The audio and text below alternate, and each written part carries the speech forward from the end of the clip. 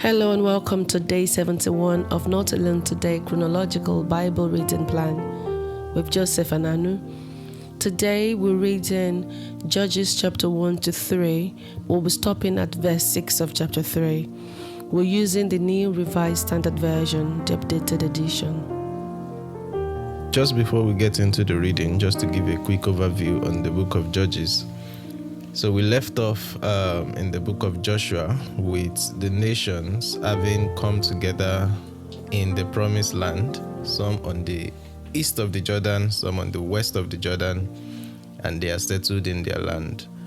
But in the book of Judges, covering a period of about 300 years, we are entering into the fourth major period in the timeline of the chronology of the scriptures.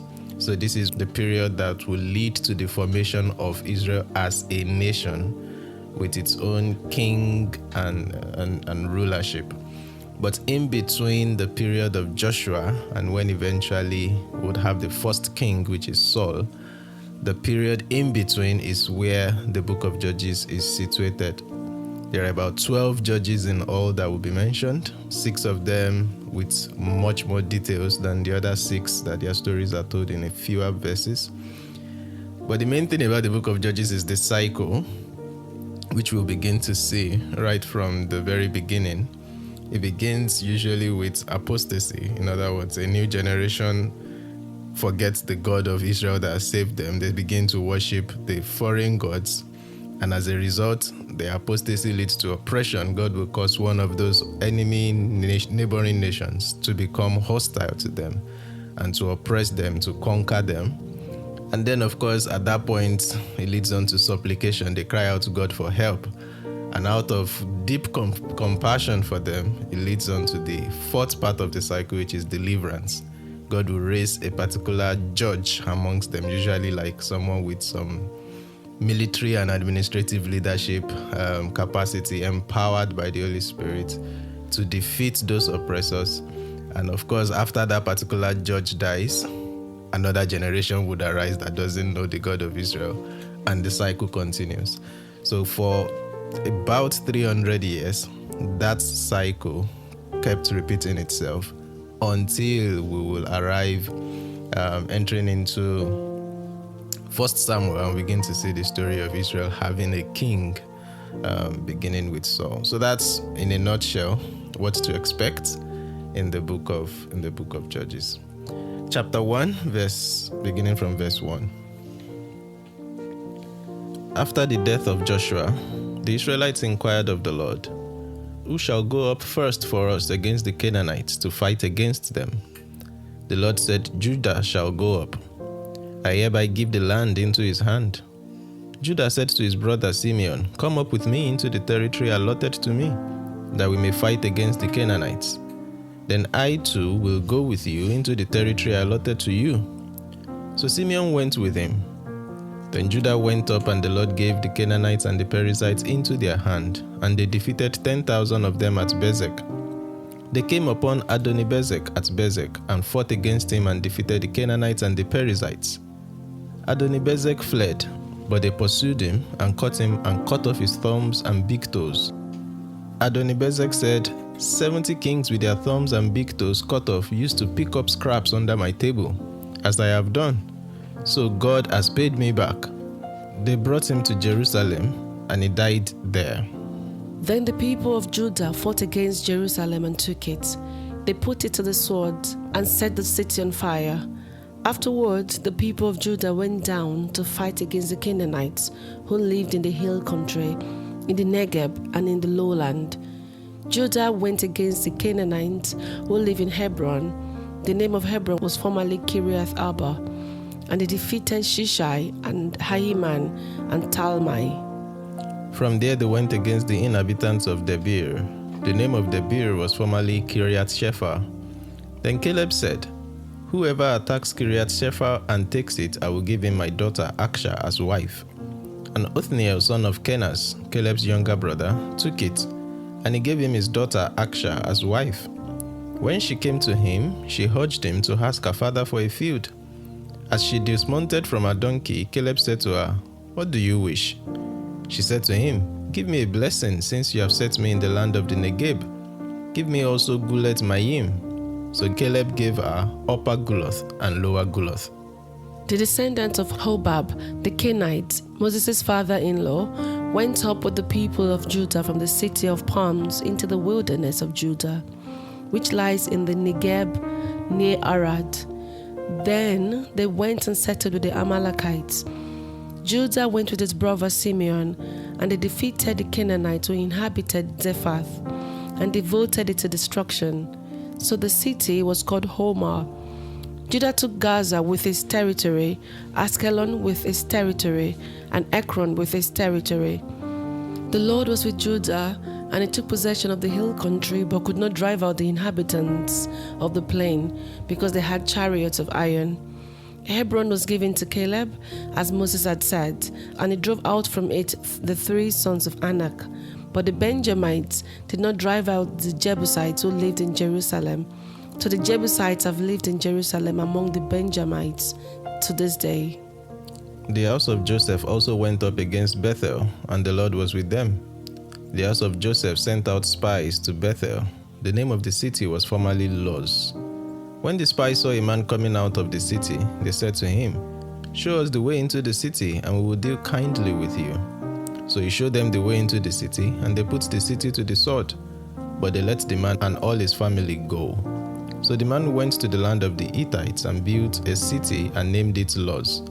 That is its name to this day. Manasseh did not drive out the inhabitants of Beth-shean and its villages, or Tanakh and its villages, or the inhabitants of Dor and its villages, or the inhabitants of Ibleam and its villages, or the inhabitants of Megiddo and its villages, but the Canaanites continued to live in that land. When Israel grew strong, they put the Canaanites to forced labor, but did not in fact drive them out. And Ephraim did not drive out the Canaanites who lived in Gezer, but the Canaanites lived among them in Gezer. Zebulun did not drive out the inhabitants of Kitron or the inhabitants of Nahalol, but the Canaanites lived among them and became subject to forced labor. Asher did not drive out the inhabitants of Akko or the inhabitants of Sidon, or of Mahalab, or of Haksib, or of Elba, or of Hafik, or of Rehob, but the Asherites lived among the Canaanites, the inhabitants of the land, for they did not drive them out. Naphtali did not drive out the inhabitants of Beth Shemesh or the inhabitants of Beth Anath, but lived among the Canaanites, the inhabitants of the land. Nevertheless, the inhabitants of Beth Shemesh and Beth Anath became subject to forced labor for them. The Amorites pressed the Danites back into the hill country. They did not allow them to come down to the plain. The Amorites continued to live in Har Eres, in Hijalon, and in Shalbim. But the hand of the house of Joseph rested heavily on them, and they became subject to forced labor. The border of the Amorites ran from the ascent of Akrabim, from Selah and upward. Chapter 2. Now the angel of the Lord went up to Gilgal to Bochim and said, "I brought you up from Egypt and brought you into the land that I had promised to your ancestors. I said, I would never break my covenant with you. For your part, do not make a covenant with the inhabitants of this land. Tear down their altars. But you have not obeyed my command. See what you have done. So now I say, I will not drive them out before you, but they shall become adversaries to you, and their gods shall be a snare to you." When the angel of the Lord spoke these words to all of the Israelites, the people lifted up their voices and wept. So they named that place Bochim, and there they sacrificed to the Lord.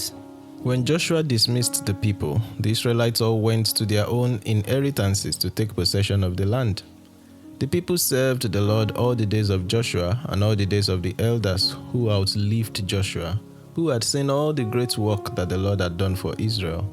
Joshua son of Nun, the servant of the Lord, died at the age of 110 years. So they buried him within the bounds of his inheritance in Timnath Heres, in the hill country of Ephraim, north of Mount Gash. Moreover, that old generation was gathered to their ancestors, and another generation grew up after them, who did not know the Lord or the work he had done for Israel. Then the Israelites did what was evil in the sight of the Lord and served the Baals, and they abandoned the Lord, the God of their ancestors, who had brought them out of the land of Egypt. They followed other gods from among the gods of the peoples who were all around them, and bowed down to them, and they provoked the Lord to anger. They abandoned the Lord and served Baal and the Astartes.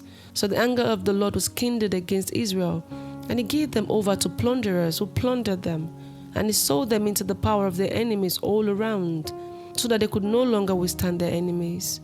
Whenever they marched out, the hand of the Lord was against them to bring misfortune, as the Lord has warned them and sworn to them, and they were in great distress. Then the Lord raised up judges who delivered them out of the power of those who plundered them. Yet they did not listen even to their judges, for they lusted after other gods and bowed down to them.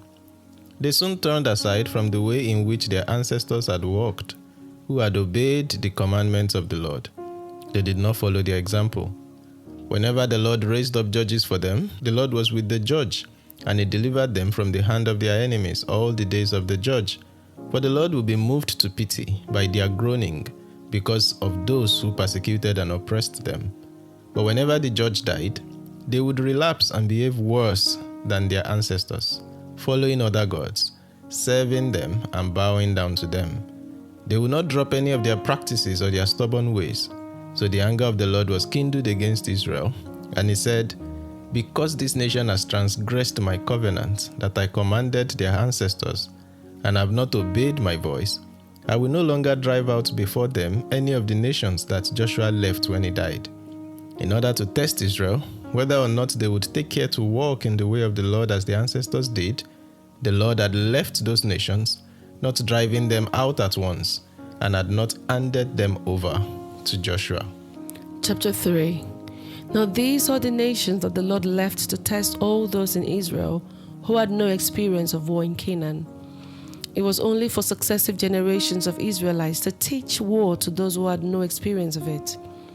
The 5 lords of the Philistines, and all the Canaanites, and the Sidonians, and the Hivites who lived on Mount Lebanon, from Mount Bel-Hermon as far as Lebo-Hamath.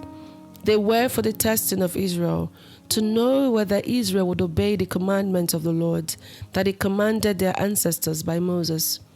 So the Israelites lived among the Canaanites, the Hittites, the Amorites, the Perizzites, the Hivites, and the Jebusites. And they took their daughters as wives for themselves, and their own daughters they gave to their sons, and they served their gods. This is the word of the Lord. Thanks be to God. So a quick summary of the 3 chapters we've read so far, 2.5 chapters we've read so far.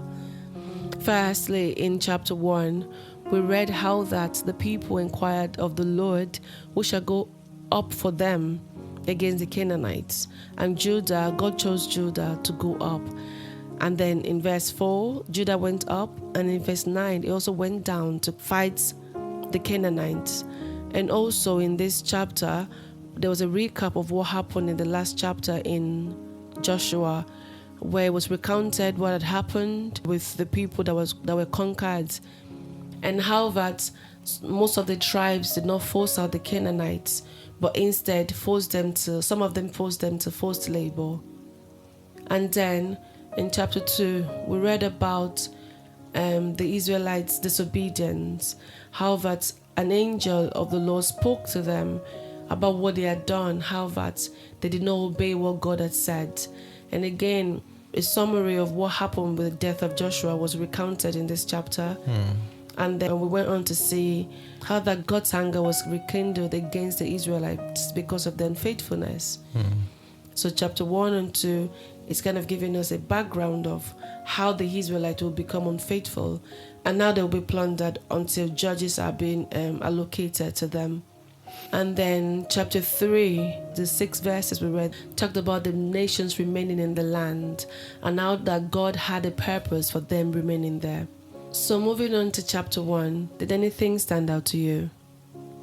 Yes, so for a moment it felt like, oh, we've read this before. And that's the interesting thing with especially these historical books in the Bible.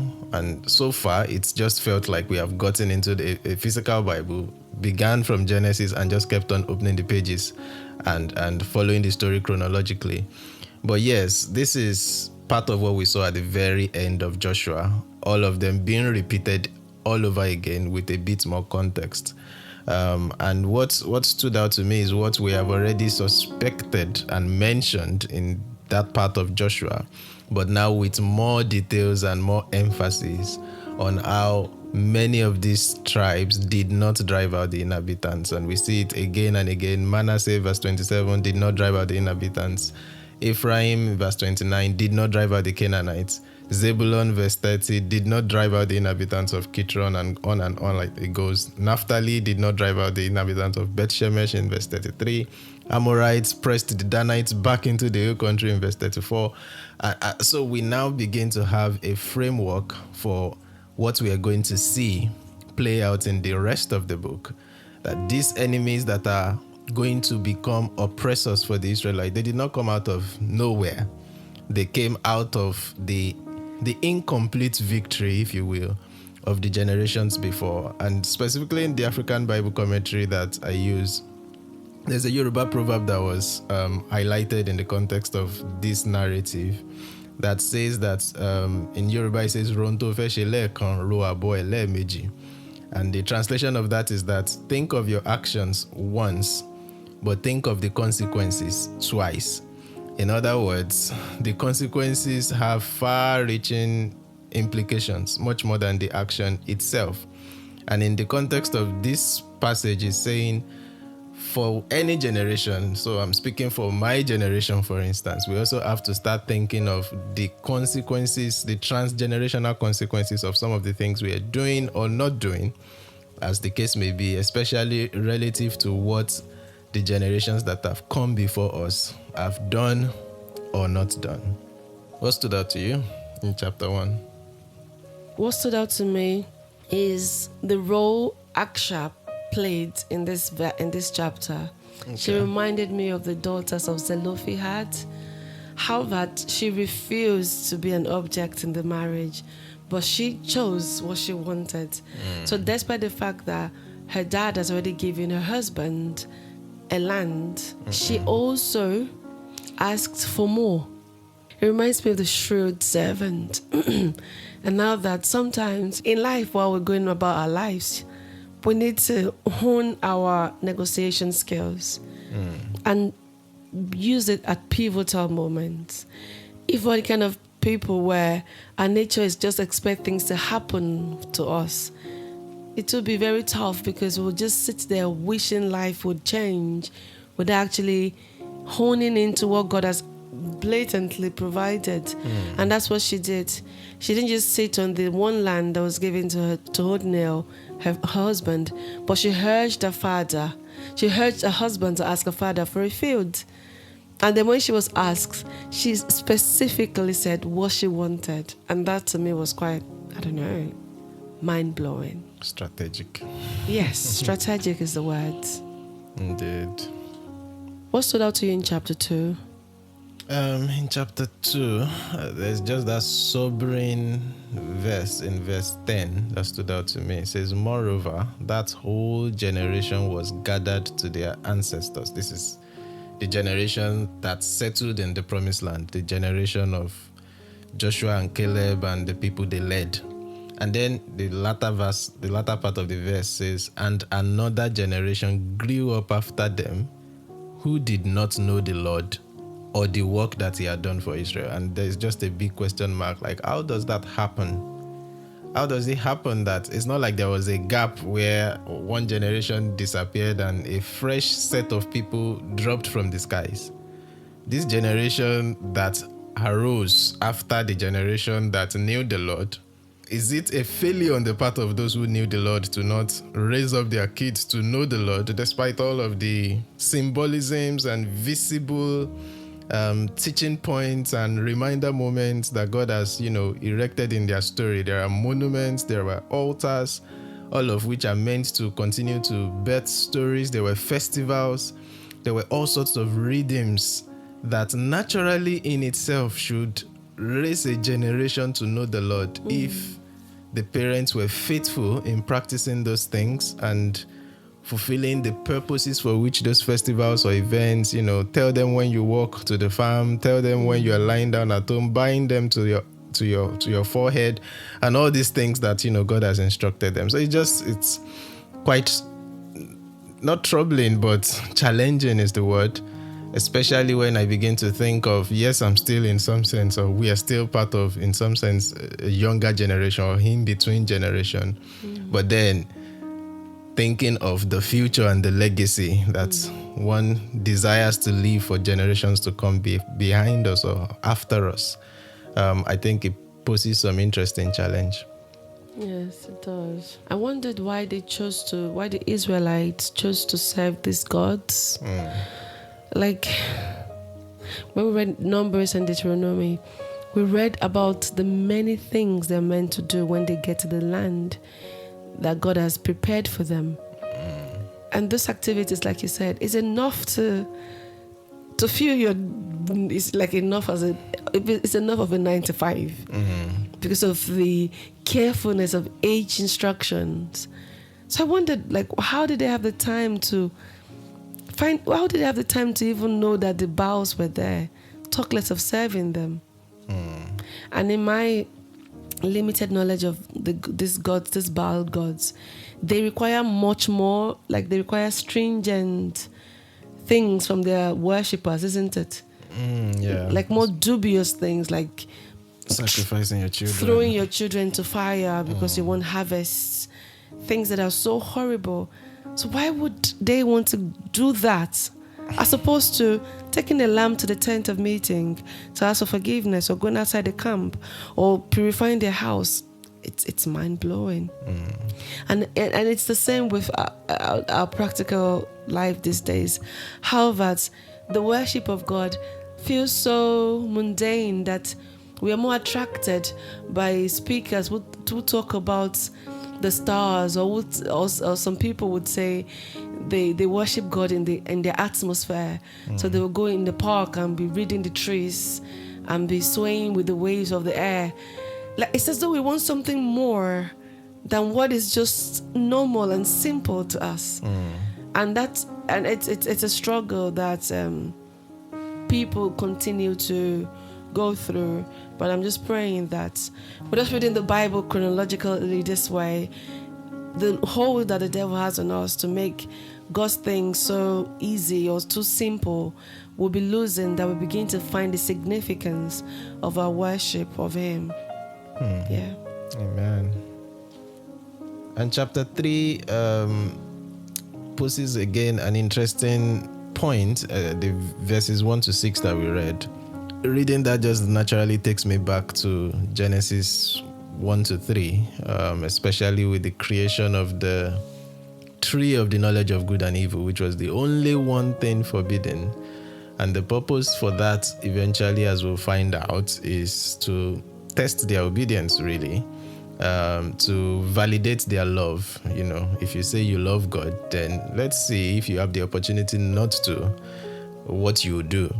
And God is more or less doing the same thing here. At least the way this narrative has been framed is to say the kind of enemies we're going to start reading about, beginning from verse 7, when the first judge would arise, these are people that God almost intentionally spared amongst the Canaanites to become the people that God will use to oppress the Israelites, to test their obedience, to bring them into those places where, okay, let's see what they do when they are in these low moments. Will they call out to God, or will they continue in their folly? And indeed, we're going to see how that plays. It's similar to Pharaoh as well. Bible says God chose him. He even hardened his heart for the purposes that he has made to effect the massive salvation that he would do in the Exodus for his people, and to make that statement that the Lord alone is God.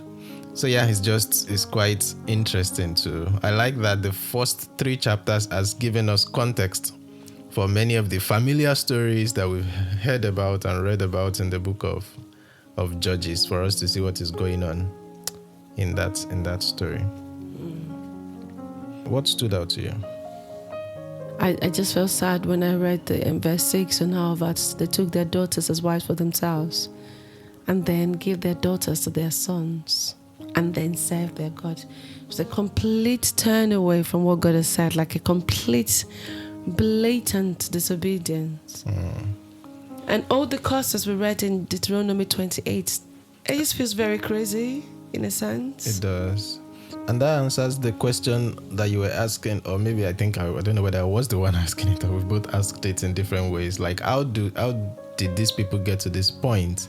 And part of the answer is marriage. How is it that a generation can become detached from all of the values and teachings and rhythms of the generation that has come before them? The answer is marriage. That when you marry from the enemy's camp, the enemy naturally becomes your in-laws, is what is playing out here. That God has specifically said, don't do this, don't marry these people. And he even told them the reason, because when you do marry them and exchange sons and daughters, they will turn your heart away from your God and they will make you to begin to serve their gods. We saw it with the wise King Solomon with all of his wisdom. But because he married so many strange women, in his latter years, his heart was turned away from the God of Israel. And he, with all of that wisdom, continued to worship very foreign gods. And the kingdom would eventually split. No sooner had he left the scene. So yes, I think actually this is one key thing, and that's instructive for many young people. One of the most important decisions you'll ever make in life is the choice of who to marry. You don't want to make it lightly.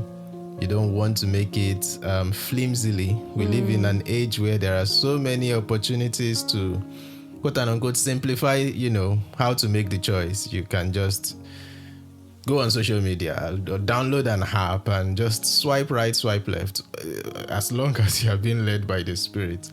But you don't want to be flimsy in making this choice. You want to do it right, do it in community, do it under guidance, do it with all the intentionality that comes into the realization that this is going to shape not only your life, the rest of your life, but the generations to come after you and what that would look like. And I pray that God will help us in that regard in the name of Jesus. Amen. That's a good point to wrap it up on day 71. We'll turn the page on day 72 as we begin the story of the first few judges that we're going to see. But till then, just remember, you're not alone today. God bless you very much.